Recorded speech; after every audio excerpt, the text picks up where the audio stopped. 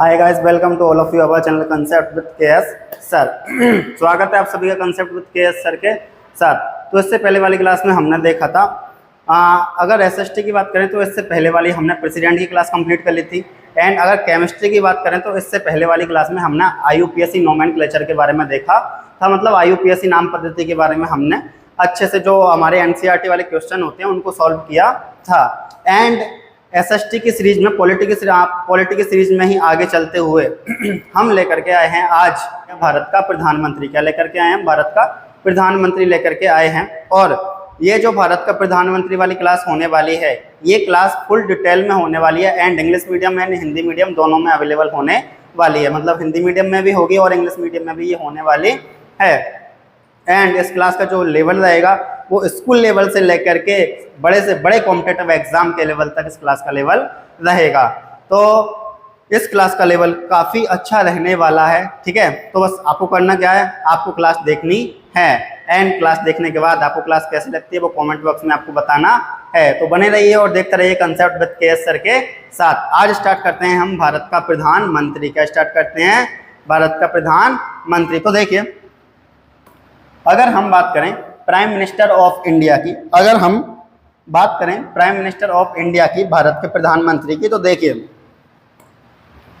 भारत का प्रधानमंत्री देखने से पहले हमको ये पता होना चाहिए कि हमारे इंडिया में गवर्नमेंट किस टाइप की है। हमको ये पता होना चाहिए कि हमारे इंडिया में गवर्नमेंट किस टाइप की है। तो भाई हमारे इंडिया में जो गवर्नमेंट है वो किस टाइप की है? वो है संसदीय सरकार। किस टाइप की है? संसदीय सरकार है, मतलब पार्लियामेंट्री गवर्नमेंट है। क्या है? पार्लियामेंट्री गवर्नमेंट है, संसदीय सरकार। और संसदीय सरकार में क्या होता है? संसदीय सरकार में जो राष्ट्रपति होता है वो राष्ट्र का प्रमुख होता है। जो राष्ट्रपति होता है वो क्या होता है? राष्ट्र का प्रमुख होता है। राष्ट्रपति क्या होता है? राष्ट्र का प्रमुख होता है। और जो प्रधानमंत्री होता है वो सरकार का प्रमुख होता है। जो प्रधानमंत्री होता है वो किसका प्रमुख होता है? सरकार का प्रमुख होता है। तो देखिए, पहले तो पता होना चाहिए कि हमारे इंडिया में किस टाइप की गवर्नमेंट है। तो हमारे इंडिया में पार्लियामेंट्री गवर्नमेंट है, संसदीय सरकार है। ठीक है। और संसदीय सरकार में क्या होता है? संसदीय सरकार में जो राष्ट्रपति होता है वो राष्ट्र का प्रमुख होता है। हेड ऑफ द नेशन जिसको हम बोलते हैं, क्या बोलते हैं? हेड ऑफ द नेशन जिसको बोलते हैं वो राष्ट्रपति जी होते हैं, प्रेसिडेंट साहब होते हैं। ठीक है। और अगर प्रधानमंत्री जी की बात करें तो प्रधानमंत्री जी होते हैं हमारे सरकार के प्रमुख। प्रधानमंत्री जी क्या होते हैं? हमारे गवर्नमेंट के हेड होते हैं। किसमें? पार्लियामेंट्री फॉर्म ऑफ गवर्नमेंट में, संसदीय सरकार में। ठीक है। तो अब देखो, अगर प्रधानमंत्री जी सरकार के प्रमुख हैं तो ऑब्वियसली बात है कि भाई रियल पावर किसके पास होगी? तो रियल पावर जो होती है, वास्तविक शक्ति किसके पास होगी? प्रधानमंत्री के पास होगी। अगर प्रधानमंत्री सरकार के प्रमुख हैं तो जो रियल पावर है, वास्तविक शक्ति है, वो भी किसके पास होगी? प्रधानमंत्री जी के पास होगी। ऑब्वियसली बात है। ठीक है। और अगर राष्ट्रपति जी की बात करें तो राष्ट्रपति जी अगर राष्ट्र के प्रमुख हैं, मतलब ये केवल नया हेड ऑफ द नेशन है, राष्ट्र के प्रमुख हैं, मतलब नॉमिनल हैं। क्या हैं?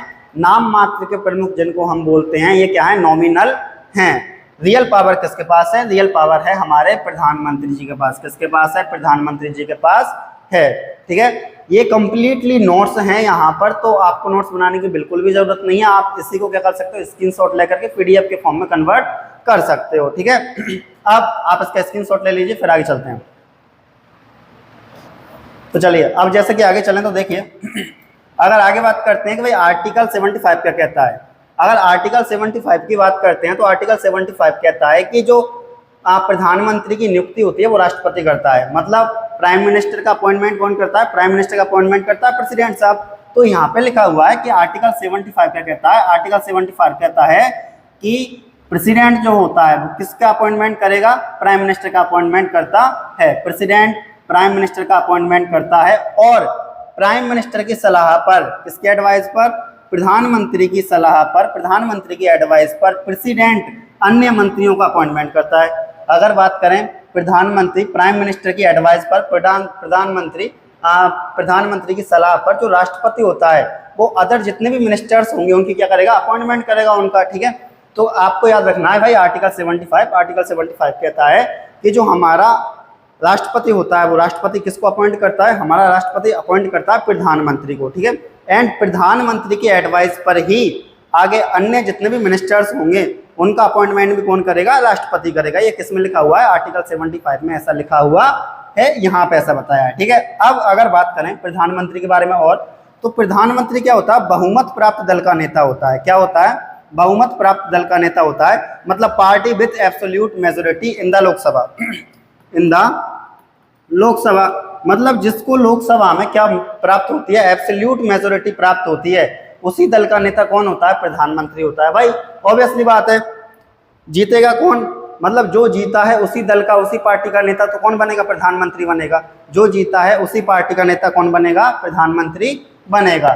तो बहुमत प्राप्त दल का नेता होता है हमारा प्रधानमंत्री साहब। अब अगर बात करें, अगर मान के चलो कि किसी भी पार्टी को लोकसभा में मेजोरिटी नहीं मिली अगर अपन बात करें, सपोज दैट किसी भी पार्टी को लोकसभा में क्या नहीं मिली? मेजोरिटी नहीं मिली, बहुमत नहीं मिला, तो फिर क्या होता है? फिर जो हमारे प्रेसिडेंट साहब होते हैं, फिर उनके पास ये पावर होती है कि वो किसको प्रधानमंत्री अपॉइंट करें, किसको प्रधानमंत्री के रूप में नियुक्त करें। और उनके पास ऑप्शन दो हैं भाई। एक ऑप्शन तो ये कि जो थोड़ी बड़ी पार्टी है उसमें से चुन लो, या फिर गठबंधन की सरकार में से चुन लो। ठीक है ना? तो देखिए आगे, यदि किसी पार्टी को लोकसभा में स्पष्ट बहुमत ना मिले तो राष्ट्रपति प्रधानमंत्री को चुनने में अपने विवेक का उपयोग कर सकता है या करता है। ठीक है, मतलब किसी भी पार्टी को सपोज जैसे अपन ने पढ़ा तो भाई प्रधानमंत्री जो पार्टी जीतती है उसका क्या होता है? नेता होता है। ठीक है, पर सपोज दैट किसी पार्टी को बहुमत मिला ही नहीं, लोकसभा में स्पष्ट बहुमत नहीं मिला। अगर स्पष्ट बहुमत नहीं मिला है तो फिर क्या होगा? तो फिर क्या होता है, जो अगर किसी भी पार्टी को स्पष्ट बहुमत नहीं मिला तो फिर राष्ट्रपति के पास पावर होती है, जो हमारे प्रेसिडेंट साहब होते हैं उनके पास पावर होती है कि वो अपने विवेक का उपयोग करें, मतलब अपने मन का उपयोग करके क्या बना सकते हैं? प्रधानमंत्री बना सकते हैं। पर उनके पास भी दो ऑप्शन है, या तो थोड़ी जो बड़ी पार्टी है उसमें से चुन लो, या फिर आप गठबंधन की सरकार में से किसी एक को चुन लीजिए। ठीक है, तो यहाँ तक अपन ने क्या देखा? सबसे पहले अपन ने देखा कि भाई जो हमारे राष्ट्रपति साहब होते हैं, पहले देखा कि भारत में किस टाइप की गवर्नमेंट है, तो भारत में संसदीय सरकार है। संसदीय सरकार में जो राष्ट्रपति होते हैं वो राष्ट्र के हेड होते हैं, जो प्रधानमंत्री होता है वो सरकार का हेड होता है। और सरकार का हेड होता है, इसलिए रियल पावर जिसको हम बोलते हैं वास्तविक शक्ति, वो किसके पास होती है? वो होती है हमारे प्रधानमंत्री जी के पास। रियल पावर, वास्तविक शक्ति होती है, हमने यहाँ तक देखा था। उसके बाद हमने आर्टिकल 75 की बात की थी। आर्टिकल 75 क्या कहता है? आर्टिकल 75 कहता है कि प्रधानमंत्री की नियुक्ति कौन करेगा? भाई राष्ट्रपति करेगा। और प्रधानमंत्री की एडवाइस पर, सलाह पर अन्य मंत्रियों की नियुक्ति, अन्य मंत्रियों का अपॉइंटमेंट भी कौन करेगा? राष्ट्रपति ही करेगा। यहाँ तक हमने देखा है। ठीक है, एंड आगे हमने देखा था कि जिस पार्टी को बहुमत मिलता है उसी पार्टी का जो लीडर होता है वो क्या बनता है? वो बनता है प्रधानमंत्री। बट अगर सपोज दैट किसी पार्टी को क्या नहीं मिला? मेजोरिटी मिली ही नहीं अगर किसी पार्टी को मेजोरिटी नहीं मिली है तो फिर लीडर को अपॉइंट करने की, लीडर को नियुक्त करने की जो विवेक होता है, जो शक्ति होती है, वो किसके पास आ जाती है? प्रेसिडेंट साहब के पास आ जाती है। हमने देखा यहाँ तक। तो आप इसका स्क्रीनशॉट ले लें, एंड बढ़ते हैं फिर हम आगे। ठीक है, तो आप इसका स्क्रीनशॉट ले लें, फिर आगे बढ़ते हैं। तो देखिए, अगर आगे बात करें तो देखिए बोला गया है कि राष्ट्रपति बड़े दल, या मतलब जो राष्ट्रपति होता है या तो बड़े दल में से या गठबंधन के किसी नेता को ही क्या बना सकता है? प्रधानमंत्री बना सकता है। दो ऑप्शन है उसके पास। ठीक है, और भी ऑप्शन हो सकते हैं, लेकिन अधिकतर जो होते हैं ये दो ही ऑप्शन होते हैं। राष्ट्रपति की मर्जी है वो किसको बना रहा है, पर उसके बाद दो ऑप्शन ज्यादा होते हैं। ये दो ऑप्शन बड़े तौर पर होते हैं। आगे देखिए, अगर बात करें कि जिसको प्रधानमंत्री बनाया गया है, इन दोनों में से या किसी में से भी जिसको प्रधानमंत्री बनाया है, किसने? राष्ट्रपति जी ने बनाया है। तो जिसको प्रधानमंत्री बनाया है उस प्रधानमंत्री को 1 महीने के अंदर अंदर विश्वास मत हासिल करना पड़ेगा सदन में, मतलब हाउस में। मतलब जिसको राष्ट्रपति ने अपने मन के द्वारा, अपने मन से क्या बनाया है? प्रधानमंत्री बनाया है, उस प्रधानमंत्री को 1 महीने के अंदर अंदर विश्वास मत हासिल करना पड़ेगा। किसमें? हाउस में, सदन में। मतलब get confidence in the house with in 1 month. ठीक है, तो भाई क्या करना पड़ेगा? 1 महीने के अंदर अंदर विश्वास मत हासिल करना होगा। ठीक है, तो हमने यहाँ तक देखा। अब अगर हम बात करें शपथ की, कि भाई प्रधानमंत्री को शपथ कौन दिलाता है? ऑब्वियसली बात राष्ट्रपति जी दिलाते हैं। भाई प्रधानमंत्री को शपथ कौन दिलाएगा?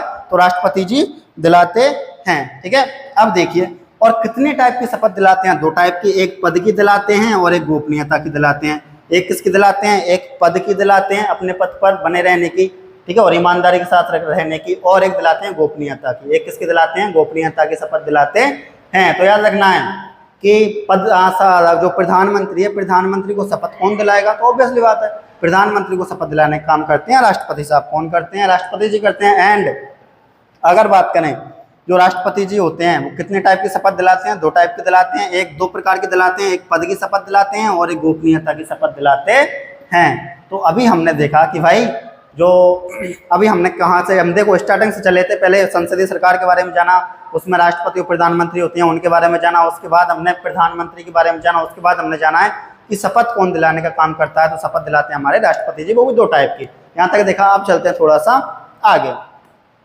अब देखिए अगर बात करें भाई कार्यकाल का टर्नओवर कितना होता है, अगर टर्नओवर की बात करें, कार्यकाल की बात करें, तो देखिए अगर कार्यकाल की हम बात करते हैं तो नॉर्मली आमतौर पर तो अपन कहते हैं भाई 5 साल होता है। नॉर्मली आमतौर पर हम क्या कहते हैं, नॉर्मली तो हम यही कह देते हैं कि भाई कितना होता है, 5 साल होता है, 5 ईयर होता है। लेकिन अगर उससे पहले भी अगर वो अपनी इच्छा से त्याग पत्र देना चाहे प्रधानमंत्री तो दे सकता है। उससे पहले भी अगर प्रधानमंत्री, नॉर्मली प्रधानमंत्री का कार्यकाल कितना, 5 साल, लेकिन अगर उससे पहले भी वो त्याग पत्र देना चाहे तो दे सकता है, कोई प्रॉब्लम नहीं है। मतलब 5 साल से पहले भी त्याग पत्र दिया जा सकता है। अब आगे देखिए, एक बार डिटेल में पढ़ते हैं। देखो प्रधानमंत्री राष्ट्रपति के प्रसाद पर्यंत, मतलब प्रीजर ऑफ द प्रेसिडेंट, अपने पद पर बना रहता है। इस प्रसाद पर्यंत का मतलब यहाँ पे ये बिल्कुल भी नहीं है। इस प्रसाद पर्यंत का मतलब यहाँ पे ये बिल्कुल भी नहीं है कि प्रेसिडेंट मतलब राष्ट्रपति जब चाहे प्रधानमंत्री को हटा दे। मतलब ये जो प्रसाद पर्यंत लिखा हुआ है इसका मतलब नॉर्मली अपन ये समझते हैं कि भाई जिसकी प्रसाद पर्यंत पद धारण करते हैं वो अपने को हटा सकता है, ठीक है। लेकिन यहाँ पे इसका मतलब ये नहीं है कि भाई राष्ट्रपति प्रधानमंत्री को कभी भी हटा दे, इसका मतलब ये बिल्कुल भी यहाँ पे नहीं है। तो देखिए मतलब राष्ट्रपति प्रधानमंत्री को हटा सकता है या कब हटा सकता है या नहीं हटा सकता है, तो सुनिए, जब तक प्रधानमंत्री को लोकसभा में मेजॉरिटी बहुमत प्राप्त होता है, जब तक प्रधानमंत्री को लोकसभा में बहुमत प्राप्त है, मतलब कि क्या प्राप्त है, बहुमत प्राप्त है, बहुमत हासिल है, तब तक उसे नहीं हटा सकता। अगर बात करें कि भाई राष्ट्रपति प्रधानमंत्री को कब हटा सकता है या हटा भी सकता है या नहीं हटा सकता है, तो याद रखना है जब तक प्रधानमंत्री को लोकसभा में बहुमत प्राप्त है, जब तक प्रधानमंत्री को लोकसभा में बहुमत मेजॉरिटी हासिल है, तब तक प्रेसिडेंट उसको नहीं हटा सकता है। इतना याद रखना है, ठीक है। बट लोकसभा में प्रधानमंत्री जी की पार्टी ने या प्रधानमंत्री ने क्या खो दिया, बहुमत खो दिया, मतलब मेजॉरिटी खो दी। मेजॉरिटी खोने पर प्रधानमंत्री को या तो त्यागपत्र दे देना चाहिए, या तो क्या दे देना चाहिए, त्यागपत्र दे देना होगा, नहीं तो प्रेसिडेंट राष्ट्रपति उसे बर्खास्त कर देगा, नहीं तो प्रेसिडेंट राष्ट्रपति उसे क्या कर देगा, बर्खास्त कर देगा। मतलब अगर बोला गया है कि भाई अपन ने देखा कि भाई प्रधानमंत्री राष्ट्रपति के प्रसाद पर्यंत काम करता है, और प्रसाद पर्यंत का मतलब ये बिल्कुल भी नहीं है कि उसे राष्ट्रपति जब चाहे हटा दे। फिर अपन ने देखा कि भाई जो प्रेसिडेंट साहब होते हैं, जो राष्ट्रपति जो होते हैं, वो प्रधानमंत्री जी को तब तक नहीं हटा सकते जब तक उनको लोकसभा में क्या है, बहुमत प्राप्त है, मेजॉरिटी प्राप्त है। अपन ने इतना देखा। और अगर बात करें, लेकिन अगर आगे मान के चलो कि लोकसभा में बहुमत प्राप्त हो गया, मतलब लोकसभा में बहुमत को हार चुके हैं प्रधानमंत्री या प्रधानमंत्री जी की पार्टी, तो फिर जो होगा प्रधानमंत्री को या तो त्यागपत्र दे देना चाहिए, या राष्ट्रपति मतलब प्रेसिडेंट साहब उसे क्या कर सकते हैं, बर्खास्त कर सकते हैं, उसे क्या कर सकते हैं, बर्खास्त कर सकते हैं। यहाँ तक आपको समझ में आया, ठीक है। तो आप इसका भी क्या ले लें, एक स्क्रीनशॉट ले लें, फिर चलते हैं थोड़ा आगे। अब देखिए, अब अगर आगे बात करें तो देखें प्रधानमंत्री की पावर एंड वर्क। प्रधानमंत्री की शक्ति और कार्य, मतलब power of president and power of and work of president, ये बात करने वाले हैं अपन। तो देखिए प्रधानमंत्री की पावर और शक्ति के बारे में बात करें तो देखो, जो प्रधानमंत्री होता है वो सिफारिश पर ही राष्ट्रपति, मतलब प्रधानमंत्री की सिफारिश पर ही राष्ट्रपति अन्य मंत्रियों की नियुक्ति करता है, अपॉइंटमेंट करता है। अपन ने देखा था आर्टिकल 75 ऐसा कहता है, अपन ने भी पढ़ा था, ठीक है। अपन ने पढ़ा था कि भाई प्रधानमंत्री की एडवाइस पर ही, प्रधानमंत्री की सलाह पर ही राष्ट्रपति अन्य मंत्री जितने भी अदर मिनिस्टर्स होते हैं उनका क्या करता है, अपॉइंटमेंट करता है, उनकी नियुक्ति करता है। और अगर बात करें, देखिए अपन बात कर रहे हैं पावर की, अपन बात कर रहे हैं शक्ति की। शक्ति में सबसे पहला आता है मंत्री परिषद के संबंध में शक्ति, प्रधानमंत्री की मंत्री परिषद के संबंध में शक्ति, क्योंकि अपन यहाँ पर डिटेल में पढ़ने वाले हैं तो अपन बिल्कुल शॉर्ट में नहीं पढ़ेंगे, अपन फुल डिटेल के साथ पढ़ने वाले हैं। तो देखिए, अगर प्रधानमंत्री की शक्ति की बात करें तो हमने देखा कि भाई प्रधानमंत्री की सिफारिश पर ही राष्ट्रपति जितने भी अदर मिनिस्टर होते हैं उनका अपॉइंटमेंट करता है। और अगर मंत्री परिषद के संबंध में मतलब regarding the council of minister, अगर प्रेसिडेंट प्राइम मिनिस्टर की पावर की बात करें वो भी किसमें, regarding the council of minister, मंत्री परिषद के संबंध में। तो देखिए फर्स्ट है कि भाई मंत्रियों को मंत्रालय बांटने का काम भी कौन करता है, प्रधानमंत्री करता है। मंत्रियों को मंत्रालय आवंटित करने का काम कौन करेगा, तो ये करेंगे हमारे प्रधानमंत्री साहब। कौन करेंगे, प्रधानमंत्री साहब करेंगे। अगर आगे बात करें कि राष्ट्रपति को सलाह दे सकता है किसी भी मंत्री को बर्खास्त करने की, मतलब जो प्रधानमंत्री है वो राष्ट्रपति को क्या दे सकता है, राष्ट्रपति को सलाह दे सकता है किसी भी मंत्री को बर्खास्त करने की, किसी भी मंत्री को अपने पद से हटाने की क्या दे सकता है, एडवाइस दे सकता है। किसको दे सकता है, राष्ट्रपति को दे सकता है। आगे देखिए, मंत्रियों की जो बैठक होती है उसका अध्यक्ष मतलब उसको प्रेसिडाइज करने का काम भी कौन करता है, तो उसको प्रेसिडाइज करने का काम उसका अध्यक्ष कौन होता है, प्रधानमंत्री होता है। कुल मिलाकर के काउंसिल ऑफ मिनिस्टर जो होगी उसकी जब भी बैठक होगी तो उसका अध्यक्ष कौन होगा, प्रधानमंत्री होगा। वो प्रधानमंत्री होता है, काउंसिल ऑफ मिनिस्टर का जो अध्यक्ष है भाई वो कौन है, प्रधानमंत्री है, जब जब बैठक हुई है, ठीक है। और बैठक नहीं भी है तो भी वो उसका क्या है, अध्यक्ष होता है। अब देखें तो यहाँ तक आपको समझ में आया सारा की सारा, ठीक है। तो अपन ने देखा कि भाई आर्टिकल 75 क्या कहता है, अपन ने फिर प्रेसिडेंट प्राइम मिनिस्टर की शक्तियों की बात की, शक्तियों में अपन ने बात की भाई वो क्या करता है, किसी वो क्या कर सकता है, शक्तियों में अपन ने देखा कि भाई सिफारिश कर सकता है राष्ट्रपति की अन्य मंत्रियों के अपॉइंटमेंट के लिए। और उसके बाद में हमने देखा कि मंत्री परिषद से संबंधित प्रधानमंत्री कौन कौन सी शक्तियां होती हैं। तो हमने देखा कि मंत्री परिषद से संबंधित प्रधानमंत्री की शक्ति है कि वो मंत्रियों को मंत्रालय बांटने का काम करेगा और राष्ट्रपति को एडवाइस दे सकता है कि किसी भी मंत्री को उसके पद से बर्खास्त किया जाए या नहीं किया जाए। और मंत्रियों की जो बैठक होगी उसकी अध्यक्षता, उसको प्रेसिडाइज करने का काम भी कौन करेगा, तो उसको प्रेसिडाइज करने का काम, उसके अध्यक्षता करने का काम भी कौन करेगा, वो करेगा हमारे पीएम साहब, प्रधानमंत्री साहब। यहाँ तक कंप्लीट है सारा की सारा। अगर कोई डाउट हो तो कमेंट बॉक्स में जरूर बताएं ताकि मैं उसको नेक्स्ट वाली क्लास में सॉल्व कर सकूं। बट यहाँ तक आपको सिंपल वे में समझ में आ गया होगा, तो इसका आप स्क्रीनशॉट ले लें, फिर चलते हैं थोड़ा आगे। तो देखिए, अगर आगे बात करें तो आगे चलते हैं। बोला गया है कि प्रधानमंत्री अपने पद से त्यागपत्र देकर पूरे मंत्री परिषद को बर्खास्त कर सकता है। मतलब अगर प्रधानमंत्री अकेले ने भी अपने पद से रिजाइन कर दिया, प्रधानमंत्री पीएम अकेले ने ही अगर अपने पद को छोड़ दिया, त्याग दिया, तो पूरा मंत्री परिषद खत्म हो जाएगा, पूरा मंत्री परिषद भंग हो जाएगा। याद रखना है। तो प्रधानमंत्री के पास पावर है कि वो अपने पद से इस्तीफा दे करके पूरे मंत्री परिषद को, कुल मिलाकर के पूरे काउंसिल ऑफ मिनिस्टर को, इसको क्या बोलते हैं, इसको बोलते हैं काउंसिल ऑफ मिनिस्टर्स। तो पूरे काउंसिल ऑफ मिनिस्टर्स को क्या कर सकता है, बर्खास्त कर सकता है। क्या कर सकता है, बर्खास्त कर सकता है। ये किसके पास पावर है, ये पावर है प्रधानमंत्री जी के पास। अगर सेकंड शक्ति के बारे में बात करें तो फर्स्ट वाली शक्ति के बारे में हमने देखा था कि भाई फर्स्ट वाली शक्ति किस आधार पर है, मंत्री परिषद के बिहाफ पर, regarding to council of minister के देखा था। अब बात कर लेते हैं संसद के संबंध में, मतलब रिगार्डिंग टू पार्लियामेंट, संसद के संबंध में मतलब रिगार्डिंग टू पार्लियामेंट, वो भी क्या, पावर किसकी, पीएम की। ठीक है, देखिए अगर इस संबंध में हम बात करें तो देखिए जो लोकसभा होती है, लोकसभा का लीडर कौन होता है, पीएम होता है। लोकसभा का नेता कौन होता है, तो लोकसभा का नेता होता है हमारा जो पार्टी जीतती है उसका नेता होगा, ऑब्वियसली बात है। जो पार्टी जीतेगी और उसी का नेता क्या बनेगा, पीएम बनेगा। भाई लोकसभा में जो पार्टी जीतेगी उसी पार्टी का मेंबर बनता है प्रधानमंत्री। सिंपल वे में समझना है, लोकसभा में जो पार्टी जीतेगी उसी पार्टी का सदस्य क्या बनता है, प्रधानमंत्री बनता है। ठीक है, सेकंड देखें, सेकंड शक्ति संसद के संबंध में कि लोकसभा विघटित करने की, मतलब डिसॉल्व करने की या डिसोल्यूशन करने की, तो लोकसभा विघटित करने की सिफारिश कर सकता है राष्ट्रपति को। प्रधानमंत्री लोकसभा को डिसॉल्व करने की, भंग करने की सिफारिश कर सकता है, किससे, राष्ट्रपति से क्या कर सकता है, सिफारिश कर सकता है। तो याद रखना है, प्रधानमंत्री लोकसभा को भंग करने की सिफारिश कर सकता है, किससे, राष्ट्रपति जी से कर सकता है।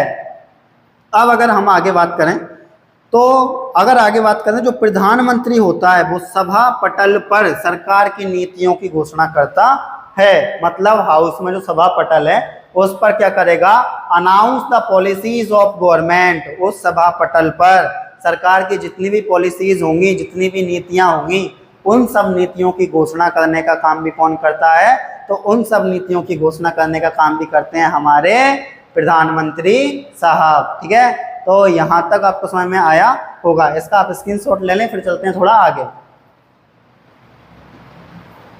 देखिए अब अगर आगे बात करें तो देखिए हमने दो पावर देखी भाई। फर्स्ट वाली पावर हमने देखी मंत्री परिषद के regarding of council of minister. Second हमने देखी रिगार्डिंग ऑफ पार्लियामेंट। तो दो टाइप से देखिए। अब थर्ड देखते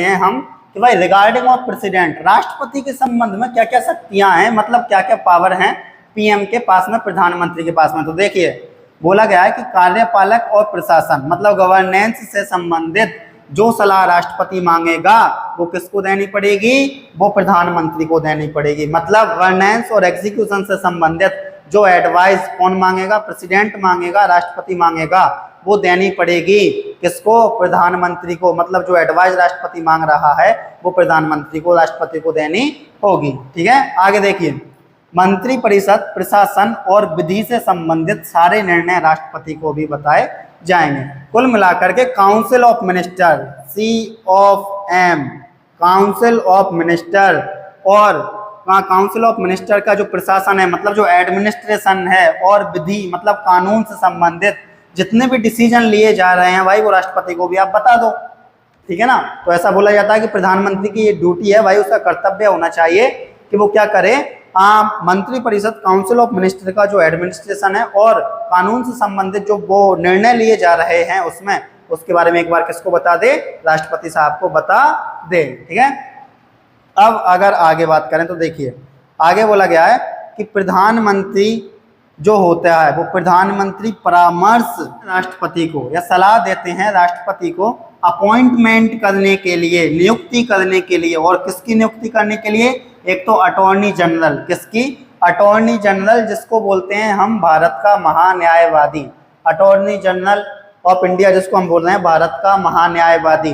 तो जो प्रधानमंत्री होते हैं वो परामर्श देते हैं राष्ट्रपति को, एडवाइस देते हैं राष्ट्रपति को अटॉर्नी जनरल की नियुक्ति में। और किस किस की नियुक्ति के लिए एडवाइस देते हैं, तो देखिए एक CAG की नियुक्ति में देते हैं और एक देते हैं UPSC के अध्यक्ष और सदस्यों की, UPSC के चेयरमैन और मेंबर्स की अपॉइंटमेंट के लिए भी ये किसको एडवाइस देते हैं, ये एडवाइस देते हैं प्रेसिडेंट साहब को। तो याद रखना है PM प्रधानमंत्री जी एडवाइस देते हैं प्रेसिडेंट साहब को किस किस के अपॉइंटमेंट के लिए, अटॉर्नी जनरल के अपॉइंटमेंट के लिए और CAG के अपॉइंटमेंट के लिए और UPSC के चेयरमैन और मेंबरों के अपॉइंटमेंट के लिए, और भी ये अपॉइंटमेंट के लिए एडवाइस देते हैं किसको, प्रेसिडेंट साहब को। ठीक है, अब चलते हैं थोड़ा आगे।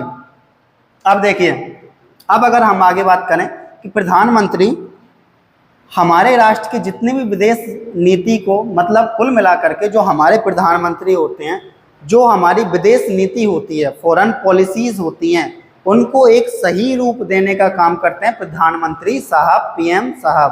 तो याद रखना है हमारे देश की जो फॉरेन पॉलिसी होगी उस फॉरेन पॉलिसी को एक सही रूप देने का काम कौन करते हैं, हमारे PM साहब करते हैं, हमारे प्रधानमंत्री साहब करते हैं। इतना याद रखना है। अब आगे देखिए अगर बात करें कि केंद्र, अगर आगे बात करें कि और कौन कौन सी पावर होती है प्रधानमंत्री जी की, PM साहब की, तो देखिए केंद्र सरकार मतलब सेंट्रल गवर्नमेंट का प्रमुख प्रवक्ता मतलब होता है स्पोक्स पर्सन। प्रवक्ता को क्या बोलते हैं, स्पोक्स पर्सन बोलते हैं। तो याद रखना है कि अगर आगे बात करें प्रधानमंत्री की शक्तियों के बारे में, तो केंद्र सरकार मतलब सेंट्रल गवर्नमेंट का मुख्य मतलब चीफ प्रवक्ता, स्पोक्स पर्सन होते हैं। कौन होते हैं, प्रधानमंत्री होते हैं। कौन होते हैं, प्रधानमंत्री साहब होते हैं। इतना याद रखना है। अगर अगली पावर की बात करें, अगली शक्ति की बात करें, तो देखिए सत्ताधारी दल जिसको बोलते हैं रूलिंग पार्टी, सत्ताधारी दल मतलब जो प्रेजेंट टाइम में पावर में होती है। देखो दो नॉर्मली जो प्रेजेंट टाइम में पावर में होती है उसे बोलते हैं रूलिंग पार्टी, ठीक है, और जो विपक्ष होता है बड़ा वाला उसे क्या बोलते हैं, अपोजिशन पार्टी बोलते हैं। तो देखिए सत्ताधारी दल मतलब जो रूलिंग पार्टी होती है उस रूलिंग पार्टी का नेता भी कौन होता है? पीएम होता है। उस रूलिंग पार्टी का नेता भी कौन होता है?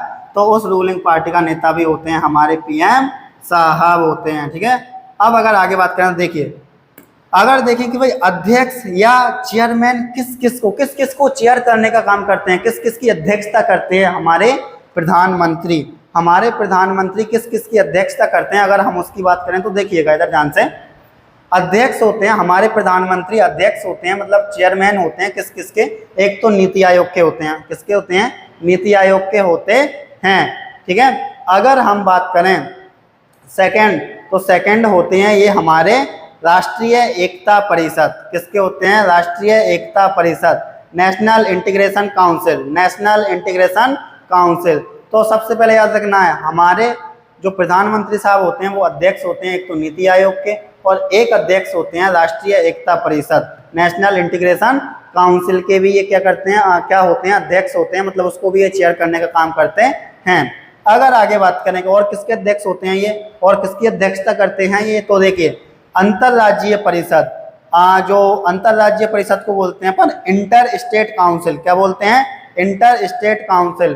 तो अंतरराज्यीय परिषद को भी चेयर, मतलब उसकी भी अध्यक्षता करने का काम कौन करते हैं? हमारे प्रधानमंत्री साहब करते हैं। ठीक है, अगर हम आगे बात करें तो आगे किसकी अध्यक्षता करते हैं? राष्ट्रीय जल संसाधन परिषद, राष्ट्रीय जल संसाधन परिषद, राष्ट्रीय जल संसाधन परिषद। इसकी भी अध्यक्षता करने का काम कौन करते हैं? हमारे प्रधानमंत्री साहब करते हैं। कौन करते हैं? हमारे प्रधानमंत्री साहब करते हैं। तो देखिए हमने देखा कि भाई हमारे प्रधानमंत्री साहब चेयर करते हैं, अध्यक्षता करते हैं किस किसकी? नीति आयोग की, राष्ट्रीय एकता परिषद की, अंतरराज्यीय परिषद की और राष्ट्रीय जल संसाधन परिषद की। ये क्या करते हैं? अध्यक्षता करते हैं।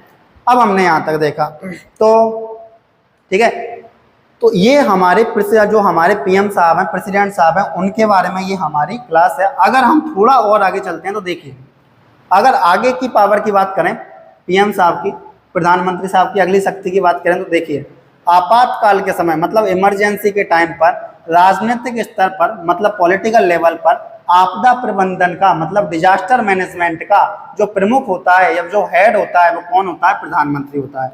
कौन होते हैं? पीएम साहब होते हैं। मतलब इमरजेंसी के टाइम पर जो डिजास्टर मैनेजमेंट का जो हेड होगा, डिजास्टर मैनेजमेंट का हेड कौन होगा?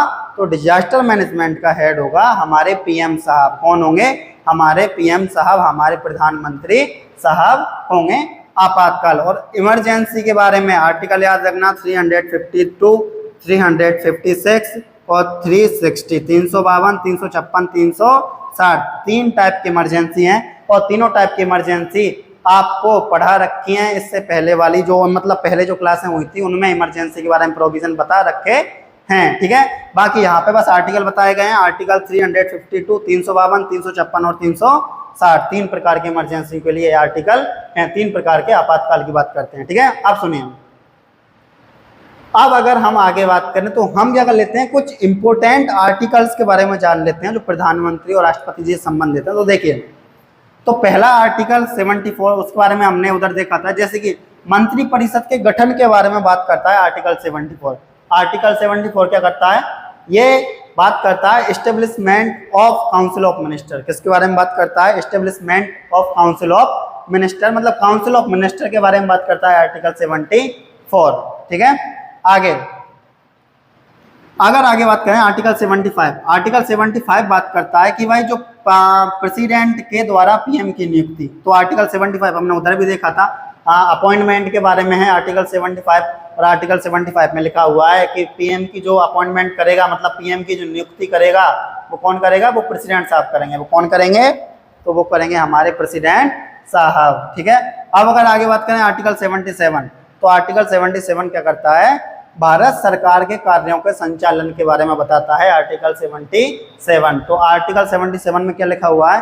तो आर्टिकल 77 में लिखा हुआ है भारत सरकार के कार्यों के संचालन के बारे में बताता है।